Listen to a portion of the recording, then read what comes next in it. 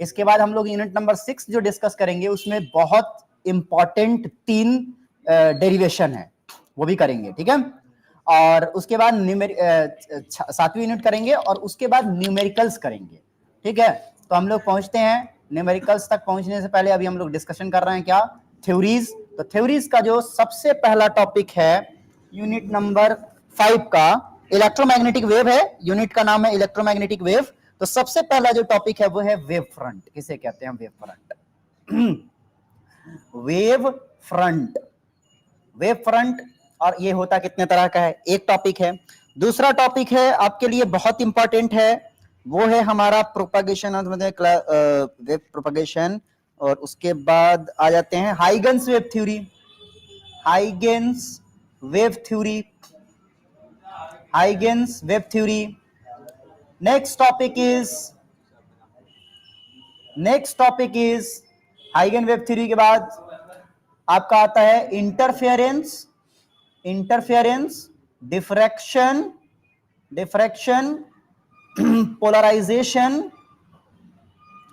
Polarisation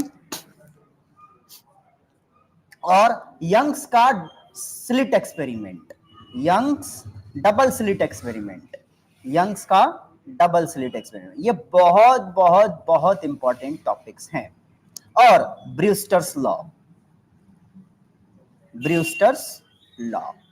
law, ये कुछ topics हैं जो बहुत ज्यादा इंपॉर्टेंट है। और कुछ टॉपिक्स इसमें नहीं छूटे, नहीं भाई इतना बहुत है, इतना पढ़ लोगे तो समझ में आ जाएगा, ठीक है।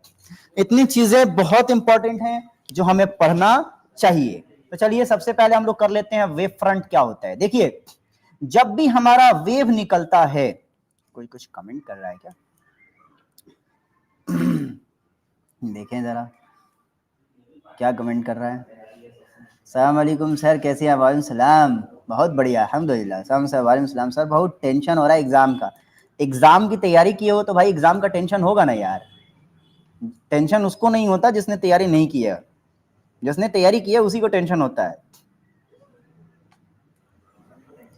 जिसने तैयारी नहीं की है उसको काहे का टेंशन, वो तो बस इसी उम्मीद पे होगा कोई बचा लेगा।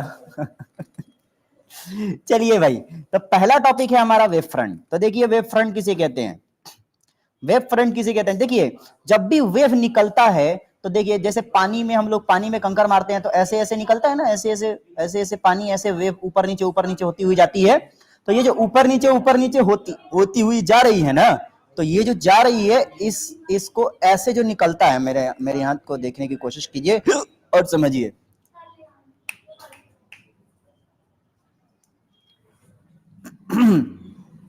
मैं को देखने की कोशिश की, मैं स्क्रीन स्प्लिट करके आपको बता रहा हूं। जब हम पानी के अंदर कंकर डालते हैं तो पानी जो है ऐसे वेव बना करके निकलता है। तो वो जो ऐसे फैलता है ना, तो वो जो ऐसे फैलता है, सर्कुलर टाइप का जो फैलता है, सर्कुलर होकर के फैलता है, दैट इज, चलिए बहुत बढ़िया हो गई है आप ऐड। तो अब पढ़िए, चलिए पढ़ते हैं। तो वो जो फैलता है that is called wave front, उसको वेव फ्रंट कहते हैं। समझ गए ना आप, वेव फ्रंट कहलाता है। बहुत बढ़िया, आगे बढ़ते हैं।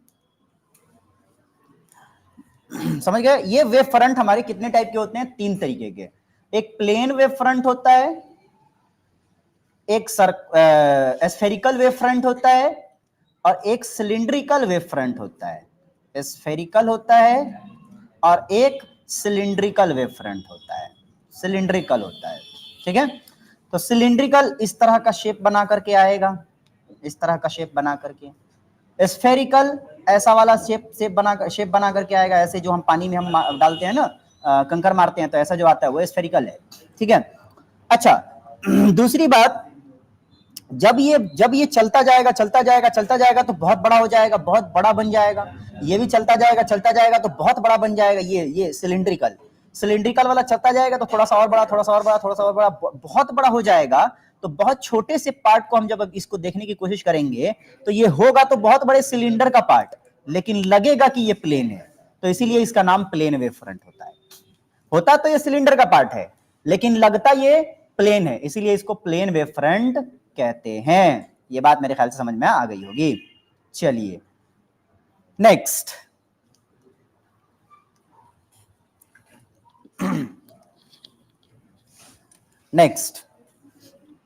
वेव फ्रंट के बाद कौन सा हमने लिया था, छोटे मोटे डेफिनेशन पढ़ लेते हैं, फिर हाइगन्स प्रिंसिपल पढ़ेंगे। इंटरफेरेंस क्या होता है, डिफ्रैक्शन क्या होता है, पोलराइजेशन क्या होता है, ये सब पढ़ लेते हैं ना। तो इंटरफेरेंस की बात करते हैं, है ना। तो देखिए इंटरफेरेंस आपने पढ़ा होगा, वैसे इंटरफेरेंस क्या होता है, मान लीजिए कि यहाँ पर एक ये पुल है, और पुल के अंदर यहाँ पर हमने कंकर मारा और यहाँ पर कंकर मारा, तो ऐसे वेव निकलेगा, ऐसे वेव निकलेगा, यहाँ से भी ऐसे वेव निकलेगा और ऐसे टकराएगा, ठीक है। ये बीच वाला मैंने क्यों खींच दिया, थोड़ा सा टेढ़ा खींच दिया, ऐसे वेव निकलेगा, ऐसे टकराएगा। तो ये एक नंबर सोर्स है, ये दूसरा नंबर सोर्स है। दोनों S1 और S2 जो निकले वो यहां टकराए और यहां टकराए, टकराए ना, फिर यहां टकराए, फिर यहां टकराए।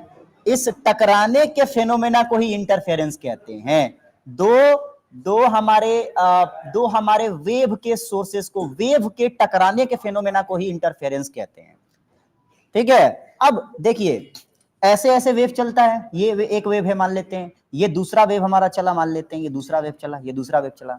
तो ध्यान से देखिएगा कि ये हमारा ऊपर वाले को क्या कहते हैं, क्रेस्ट, नीचे वाले को क्या कहते हैं, trough.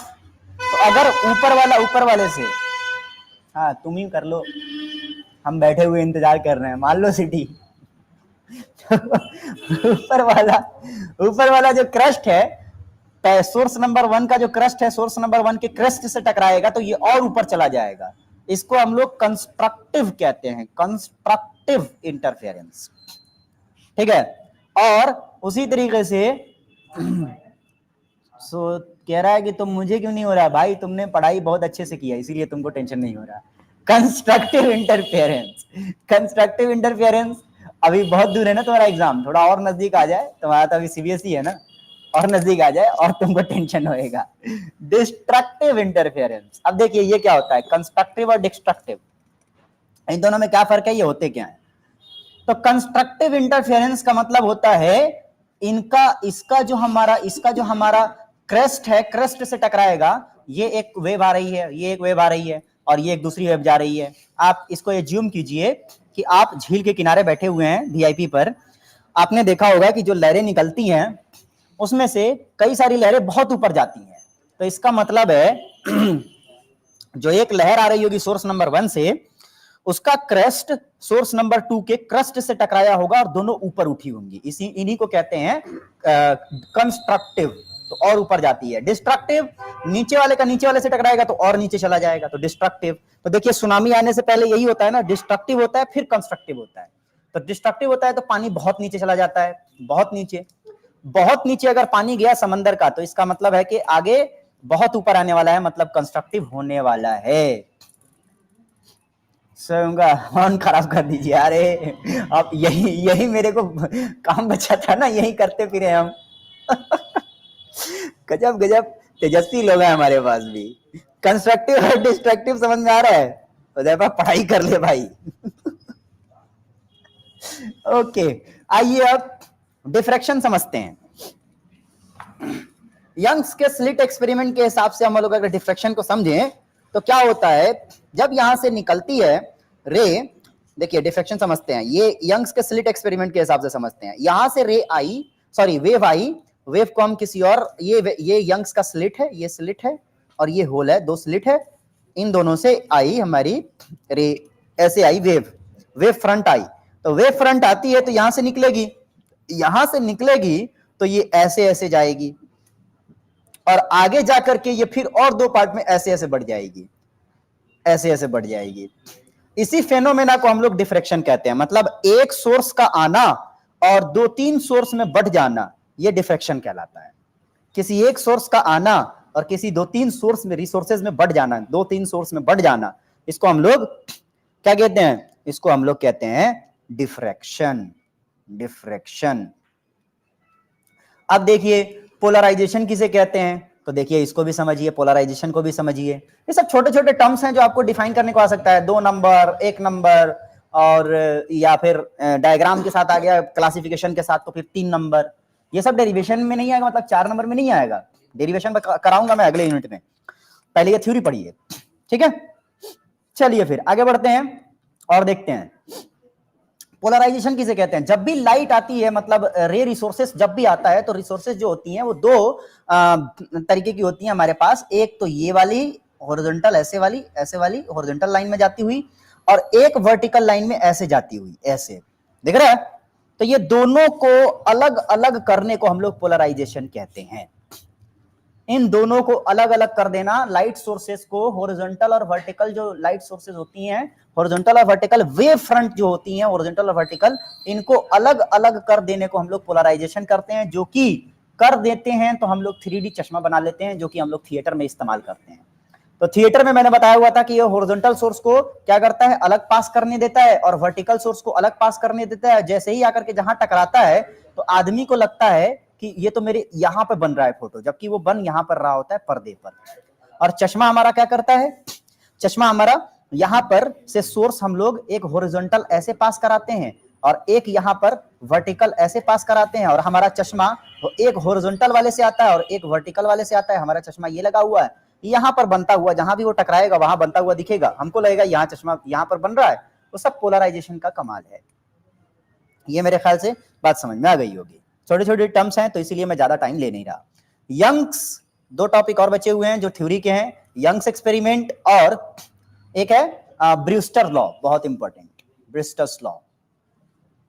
Brewster's law, Young's experiment क्या करता है, यंग्स एक्सपेरिमेंट क्या कहता है, ध्यान से समझिएगा। अभी मैंने बताया था कि जब भी हम स्लिट, दो स्लिट लेते हैं, यंग्स का डबल स्लिट एक्सपेरिमेंट, दो स्लिट लेते हैं और यहां से वेव को पास कराते हैं, तो वो वेव क्या करता है, वेव को जब पास कराते हैं तो जैसे ही हमने रिसोर्स को पास कराया, हमने याद कीजिए एक एक्सपेरिमेंट कराया भी था जिसमें हम लोगों ने देखा था कि दीवार पर जाने के बाद यहां पर लाइट दिखी, फिर नहीं दिखी, फिर दिखी, फिर नहीं दिखी, यहां लाइट दिखी, फिर नहीं दिखी, सॉरी, अरे क्या हो रहा है, यहां दिखी, फिर नहीं दिखी, फिर दिखी, फिर नहीं दिखी, फिर दिखी, फिर नहीं दिखी, फिर दिखी, फिर नहीं दिखी।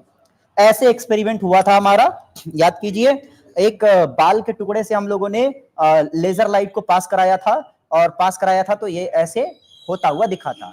तो लाइट जब भी आती है और किसी किसी एक छोटे से बैरियर से गुजरती है तो वो पार्ट में बट जाती है, वो ऐसे ऐसे गुजर जाती है, ऐसे गुजर जाती है, ऐसे ऐसे गुजरती है, ऐसे ऐसे गुजरती है, और जा करके पैटर्न बनाती है जो कि ब्राइट एंड डार्क फ्रिंजेस बनते हैं। इसी को यंग साहब ने अपने एक्सपेरिमेंट में दिखाया था, ब्राइट एंड डार्क फ्रिंजेस। इसी को यंग्स स्लिट का एक्सपेरिमेंट कहते हैं, यंग स्लिट एक्सपेरिमेंट। ये भी आपको रिवाइज रिकॉल हो चुका होगा, आपने पढ़ा ही होगा, ये आपको रिकॉल हो चुका होगा। अच्छा, दूसरा और आखिरी टॉपिक जो कि हमारे थ्योरी के लिए बहुत, हाँ, एक हाइगेंस लॉ भी है, बहुत अच्छा याद दिलाया, Huygens law, sorry Huygens law नहीं बताया मैं, ब्रूस्टर के बाद हाइगेंस लॉ भी बताएंगे, पहले ब्रूस्टर। ब्रूस्टर क्या कहता है कि ब्रूस्टर का ये अगर लाइट एक आती है तो आ करके इन्होंने बस एक म्यू और tan i, maximum polarisation angle, और ये अपना म्यू, इन दोनों के बीच में इन्होंने क्या दिया था, एक रिलेशन दिया था, mu is equal to tan i। तो इन्होंने कहा था कि जब भी यहाँ पे वेव आएगी तो वेव का प्रोपैगेशन होगा, कुछ वेव तो ये, कुछ पार्ट तो इधर चला जाएगा लेकिन कुछ इधर चला जाएगा, जो कि रिफ्रैक्शन का लॉ समझते हैं ना। तो हर पार्ट से यहाँ पर एक जगह रिफ्लेक्शन करेगा और एक जगह रिफ्रैक्शन करेगा, और इन्होंने बताया था कि इस कंडीशन में mu is equal to tan i होगा, टेंजेंट ऑफ इंसिडेंट एंगल होगा। यही बात इन्होंने बताई कि इस कंडीशन में ब्रूस्टर साहब ने बताया कि इसका जो म्यू होगा, रिफ्रैक्टिव इंडेक्स होगा, वो टेंजेंट ऑफ इंसिडेंट एंगल होगा। ये बात इन्होंने बताई थी, हमारी सुंदर आंख यहाँ पे रहेगी, ये ब्रूस्टर ने बताया था, ठीक है, mu is equal to tan i, ठीक है। और अगर बात करें हाइगेंस लॉ की, हाइगेंस प्रिंसिपल की, ठीक है, तो हाइगेंस प्रिंसिपल ने क्या कहा था, हाइगेंस प्रिंसिपल, हाँ भाई, हाइगेंस प्रिंसिपल कोई बताएगा, यार बहुत बार बता चुका हूं मैं हाइगेंस, तो ये तो बता देना चाहिए, हाइगेंस का सुपरपोजिशन थ्योरम क्या कहता है, हाइगेंस लॉ बताओगे, हाइगेंस लॉ, हाँ, और नहीं तो कौन, हाँ,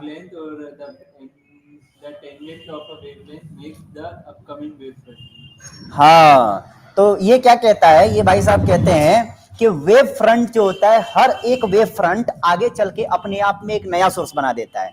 शुद्ध भाषा में बोले तो, अगर शुद्ध भाषा में बोले तो यहां पर से हाइगेंस थ्योरी कहता है, मान लीजिए यहां पर फिर से एग्जांपल वही लेते हैं, आपने कंकर मारा तो यहां से वेव जनरेट हुआ, फिर आपने देखा कि यहां पर से और यहां पॉइंट से एक जो वेव जनरेट हुआ था, यहां से फिर से एक वेव जनरेट हो गया, तो ये सेकेंडरी वेव हो गया। फिर से यहां पे एक जनरेट हो गया, फिर यहां के बाद फिर यहां पर एक वेव जनरेट हो गया, तो फिर से एक वेव जनरेट हो गया, फिर से यहां एक वेव जनरेट हो गया। हर जगह आगे जाता जाएगा और वेव जनरेट होता जाएगा, होता जाएगा, होता जाएगा, होता जाएगा, और ये ऐसे ही ऐसे ऐसे करके ये चलता जाएगा, चलता जाएगा, और ये हमारा वेवलेट थ्योरी होगा, सेकेंडरी वेवलेट कहलाएगा। ये क्या कहलाएगा? Secondary wavelet. तो हाइगेंस का सिंपली ये कहना था कि every point of a wave is wave source in itself. हर एक पॉइंट, किसी भी वेव सोर्स का हर एक पॉइंट अपने आप में एक सोर्स है, मतलब नया सोर्स है। वेव प्रोपागेट होती है, सही बात है, हाइगेंस लॉ। वेव प्रोपागेट होती है तो ये प्रोपागेशन का एक लॉ है कि every point of a wave front is a new wave front in itself. सारे के सारे वेव का जो पॉइंट है अपने आप में एक नया सोर्स है, और उस सोर्स को हम लोग सेकेंडरी वेवलेट कहते हैं। ये बात हाइगेन साहब ने बताई थी हमें। ये मेरे ख्याल से समझ में आ गया होगी बात, ठीक है? ये आप मेरे ख्याल से समझ गए होंगे। हम लोग चलते हैं अब। हाइगेन थ्योरी हो चुकी है कंप्लीट, है ना? हाँ, हाइगेन थ्योरी हो चुकी है। हम लोग मिलते हैं यूनिट नंबर 6 में थोड़ी देर के बाद, ठीक है? तब तक के लिए आते हैं, ठीक है?